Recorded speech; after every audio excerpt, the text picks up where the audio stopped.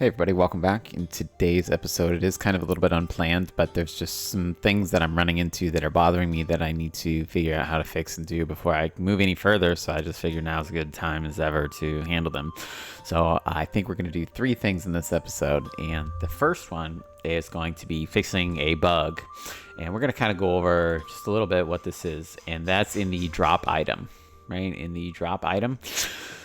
Currently in drop item, the only thing we do is broadcast the item drop delegate, which launches into the widget and removes it from you. But the thing is, we don't actually remove it from your inventory, do you?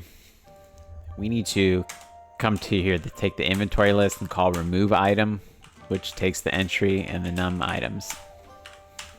We don't actually remove it from your inventory. And there's something I want to show you with this. So let's rebuild and get back into the editor now that we remove item. All right, now that we're back in the editor, we're going to come into blueprints. We're going to come into inventory, into widgets, and into the inventory widget. And we're going to look in the, it already, hold up. Okay, so handle item dropped. We're going to see handle inventory item removed. But now that we're calling drop item, and in here we're actually saying inventory list remove item, then if you remove all the items like we're doing now, then it will automatically handle inventory item removed. And we're going to see, like, if I just do this and disconnect this, and then I play, you can see that the inventory is going to do the same thing, right? So I have this bronze sword and I can drop it and it still does the same thing. It removes it out of the inventory and we can add it back and we can drop it out and everything like that, even though we don't handle inventory item remove now. But I will show you why we're going to do that. And that is because if I come into the config in the default, and the default engine INI, we have our packet lag set to 50. But let's set it to 250. Let's set our packet lag to 250. Save. And make sure everything in here is saved. Save all. And then recompile. Okay, so now we're back in the editor. Now it's recompiled. We can come back here. We can see handle inventory item remove is there. But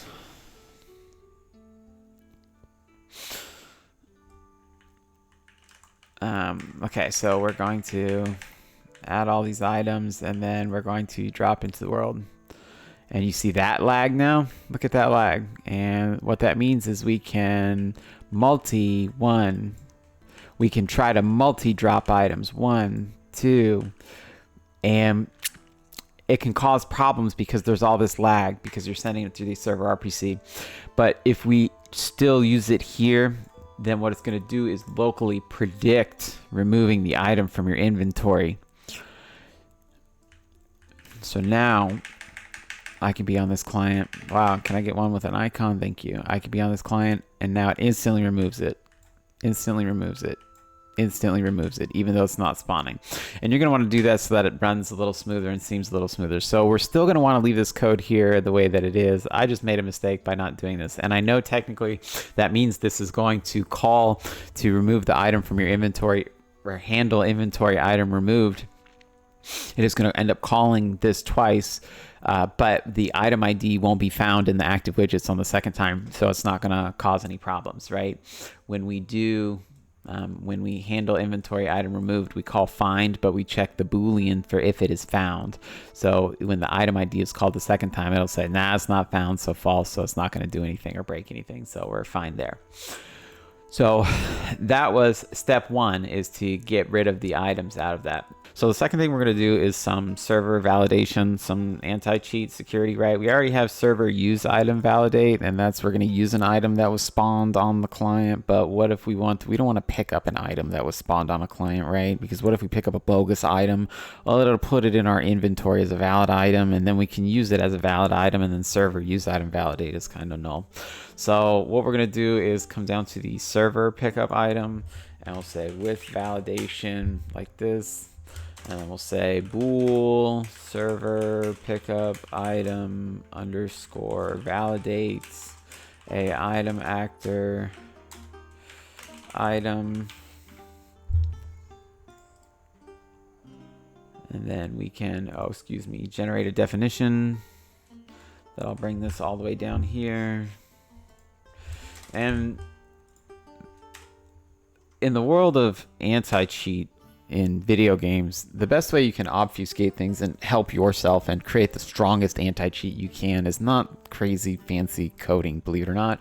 It is it's a lot of binary operations from what I've seen, what I've read, and the research I've done. Binary operations really hurt cheaters because cheaters decompile your code, and then they are able to look up the machine code instructions out of your decompiled code, and then they cut machine code out, or they inject machine code in, and they can find all the big, easily labeled with a bunch of instructions in a big pattern, right? That's what identifies it. They say, oh, look at this, look at these 15 instructions right here, look at these 25 instructions right here in a row.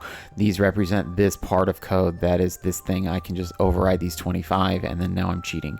So the best thing you could do for yourself is binary operations, because binary operations are like one instruction, two instructions. They're very hard to isolate that this one specific single line is the thing needed to hit this anti-cheat or to cheat this code. So what we're going to do is we're going to do very small memory item variables, because the smaller memory item it is, the harder it is to isolate it, right? If you scan a game, if you're running a game, how they cheat and they scan all your memory while the game's running. If you scan for values, there's a lot of 1 byte things in there. So, but there's not a lot of 85 byte things in there, right? So if you have a big memory footprint, it's also easier to identify what you're looking for. So we're going to do small memory footprint binary operations. And how we're going to do this is we're going to say a uint8, and this is going to be validation bits, and we'll set that equal to 0, but give it a u property of replicated. And we'll come into here and say do rep lifetime a item actor and validation bits. And then we're going to come into the main RPG systems.h, because I want to just do a define that's going to be project wide, and this will be server bits. And I'll make a you could do whatever you want for this 8 bits. You got 8 bits, so make a signature for your server, which will be 0x5c for me. That's up to you if you want to do something different, but I'm going to label server bits as 0x5c. And then what I can do is come into the inventory component, and when we spawn the item, I know I'm spawning this on the server, so I can take the new actor and I can take the validation bits, and I can or equals server bits, which means we need to include the just come up here, make sure, yeah, include the RPG systems header file in there to get access to server bits. But this one little instruction in your machine code right here, this is going to give you one tiny little instruction, and cheaters are going to be very hard to say, oh, let me find this one instruction that I need to insert right here in order to handle that. And then they're going to try to scan for this 8 bits, and it's going to be hard to recognize that. So on the pickup validate, all we have to do is return that the item validation bits, and this is binary operations, so and server bits. So the item validation server bits right here is just going to say, hey, on the client, the replicated uint8, on the client, if it was spawned, it'll be a 0 because it was just spawned on a client. Only if it was spawned on a server using the spawn item function will it flip those bits to the signature. And then when the client calls to pick up the item, it'll read that signature and say, hey, did the server flip those bits? And it was replicated out to this client. And if it's not, then they'll get disconnected. If it is, then it'll go through. And we could just simply test this. If we really want to test this, all we have to do is we can recompile with it, and we can make sure that it's working with it like this, and then we just comment it out, and then we delete it out. Okay, so now that we're back in the editor, we can just play, and let's make sure.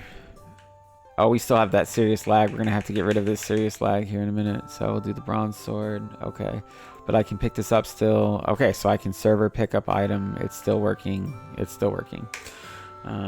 We're going to come into our default engine INI. We can get rid of 250 milliseconds. So we'll just take it back to 50. That's fine. And then we can come in here, and here now we'll comment out the validation bits, right? So we can just make sure that our server validation is working fine. Okay, and then so now we're going to start up, and I should not be able to pick up an item, right? If I drop this item, if I try to pick it up, I should get kicked. And there you go. Now I'm kicked off my own island because the validation bits weren't there. So good. We know our validation works. Good.